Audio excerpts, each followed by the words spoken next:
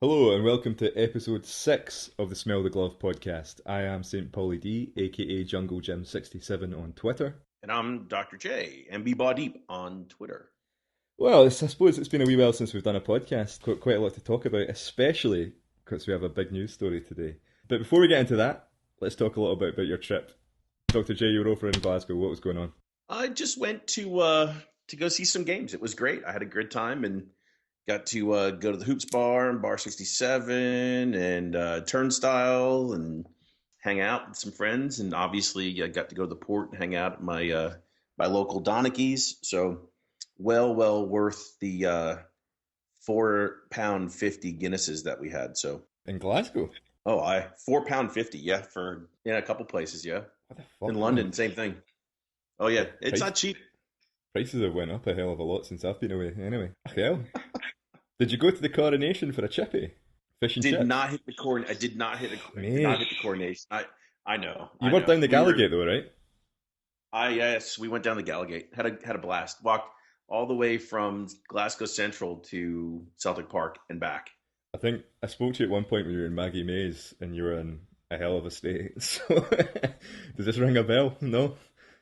Yeah, it was a long night.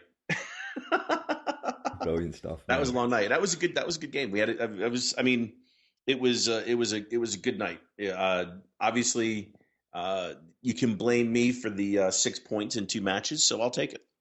So you're lucky because obviously Graham Wilson of Beyond the Waves is getting utter pelters because whenever he goes they lose. You look like a bit of a good luck charm, so you can go back anytime you want, Dr. J. Yeah, So yeah, that's not good bad, news. not bad. No, I've but only seen them lose twice, so not too bad. tell you what though, man. Just to explain to everyone listening, Dr. J was texting me non-stop on WhatsApp with pictures of just like random stuff in Glasgow, and aye, I miss it. I miss it. I was really jealous. So, like I said, going back over at Christmas, and I can't wait, mate. Can't wait. So, no, glad you had fun, man. Let's talk a bit about the football. I mean, like, has there been? When was the last time you went to a game? Anyway, before this trip, when was that? Oh, the last time I was in Glasgow was when Samaras had the overhead kick against Aberdeen for the 4-3 win. Oh, so what year was that? That was 18 months ago. 18 months. So, is there anything in the last 18 months? Big changes at Celtic? The way, I mean, the Celtic way is there now. The Kerrydale bar's there. Did you get a Yeah, chance we to didn't get to sample the any of that? Kerrydale bar. No, the Celtic way is pretty. It is really nice. It is really nice.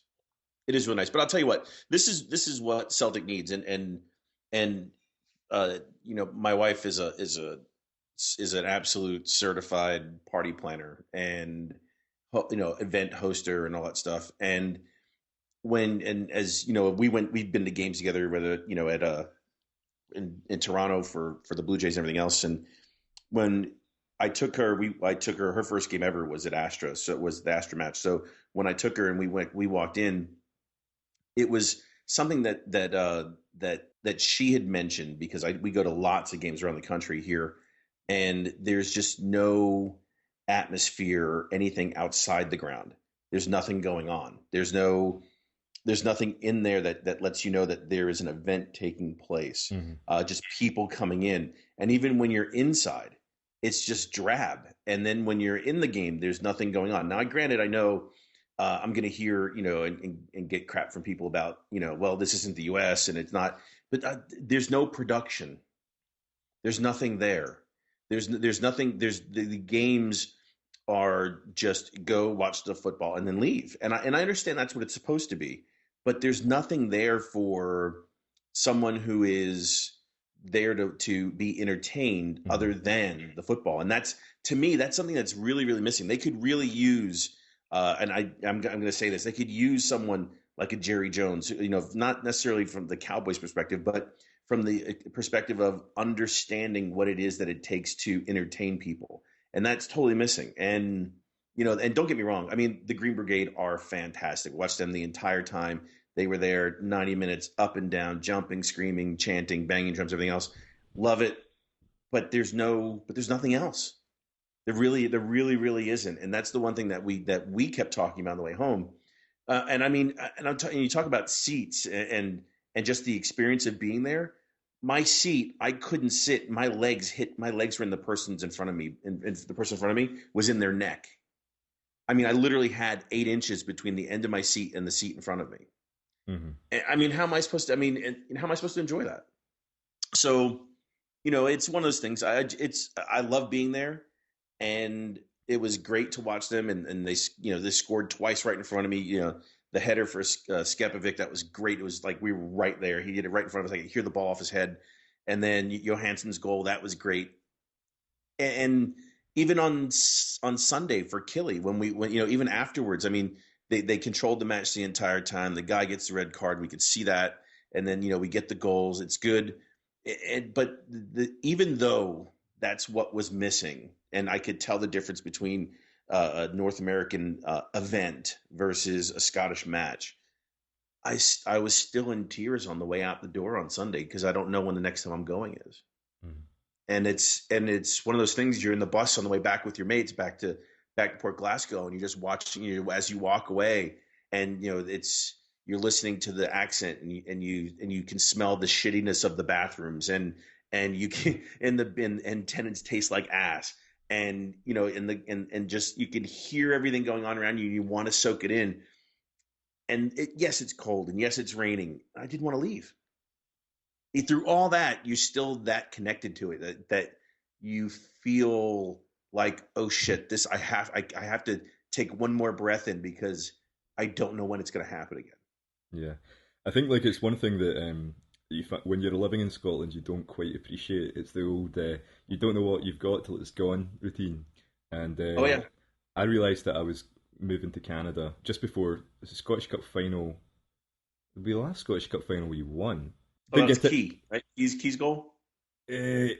No, was it not after that? It was he there? Was he playing that? Maybe he was. Yeah, that was the goal that he had. Yeah, Yeah, he yeah, had yeah, that yeah. goal. He was in there. So He yeah, was there, and we were all in McConnell's in Glasgow in Cowcaddens, which was our local boozer, because we all lived at Cowcaddens in Glasgow as students. So we all met up there and went there. There was 7 of us, so we couldn't get tickets for the game. So we decided if well, not all 7 of us could get tickets, none of us would go. We'd just sit and watch the game in the bar. I was just jumping up and down, going crazy for the game, and just remember thinking, this is my last Celtic game. This is it. I'm leaving. It was a tough one. So it's something where you live in Glasgow, you kind of take for granted, and it gets taken away from you. You realise how much it means to you. It kind of makes you a bit more, appreciate it a bit more when you go and stuff like that. So I'm glad you had a blast and stuff like that. and you know what? You're right, Paul. And I miss it. And you know what the best part about it was? What? Guess what the best part about being there and watching the game? You know what? I think the best part, what I'm looking forward to, you took Stacey for the first time. I think you probably enjoyed her seeing it and her understanding it. Is that right? Was I close? Yeah, yeah, yeah. She's not really into it. Remember the conversation we had about Yeah, yeah, yeah. explaining? Yeah, so I mean, she's like, okay, I get it, and she didn't want to go on Sunday. And she's like, no, I'll just stay home and stay in the room, and you guys go out because we had to leave Monday morning. But She's a it's one keeper. of She's it's a keeper. she is a keeper. She's a keeper. But the one thing that I didn't miss, or the one thing that was awesome being there was no buffering. Ugh, I Celtic. didn't have to watch Celtic TV buffer once while I Aye, was at the when game. you were running amok down the Gallagate, I actually last Saturday spent my only day off of the week on the phone from Canada to Scotland, phoning Celtic Television in a rather hostile conversation with Celtic TV, where they didn't want to speak to me at first because they thought I was a journalist or something. I don't know what they thought. They eventually said, "Listen, I just want to speak to you about this." They spoke to me. I think they're just snowed under. I just don't think they have the manpower to really do it. I don't think the guys have got the best intentions of fixing it for everyone. But the problem is, and anyone listening to this podcast is, what they categorically said to me is they don't think the amount of people being affected by the poor service is substantial. They think it's a minority of people. Well, you have to just glance at Twitter to realise that it's about 80% of the fans in North America. I know guys in South Africa that have stopped using it altogether. Some of the guys down in Oz, New Zealand, are struggling as well. So it's more than they think. And the problem is that they put out surveys say, "Are you happy with it?" And a lot of people just tick it and say, "Yes, I'm happy with the service." So for them, they think everything's rosy and everything's working right, and it's not. And they don't believe me when I phone up and say, listen, this isn't working for anybody. They said, you're not a member of the Fed, etc., etc. The Fed say it's okay, so we're going with them. I don't know what's going on, but they just don't believe us. What does it have to do? Listen, if I pay money for a service and it doesn't work, I know. I know. I don't give a shit what the Fed I says. know. It's like I don't have to be a member of a union of something to get. I'm a paying customer. Stop thinking of me as a Celtic fan. Start thinking of me as a customer. I'm a supporter of Glasgow Celtic. I'm a customer of Celtic TV. But I could be here all day talking about it. They don't believe that the number of people affected are what it actually is. They think it's a lot If it's smaller. only one, even if it's only one Yeah. person, they need to fix it. What I will say for them is this: is they're trying to get things working, and part of the parcel is I spoke to the guy, Peter. They said, "Hold on, we'll put you on the phone to Peter," and I just laughed. I thought, "Am I getting put on the phone to Peter Lawwell here?" Just for a split second, I just laughed. And then this guy Peter came on, and he is a nice guy, and he's trying to like sort things out and all that. And what he's saying is like, just to explain it, I don't want to this is completely unofficial, so don't go on this. Contact Celtic Television for the official detail. But from what I gather, their service is provided by Amazon, same service as Netflix, and they've had to move to that very, very quickly due to cyber hackings over the last few weeks. They've moved very quickly, and it is pretty much Netflix that are screwing up and not Celtic TV. Celtic TV don't have their own unique platform for broadcasting media. It comes through Amazon, and Amazon are the ones that are effectively screwing up. Now you can say it's passing the buck, but I totally believe that. The Celtic aren't going to have their own platform for broadcasting Hey, media. listen to this. Let's be realistic.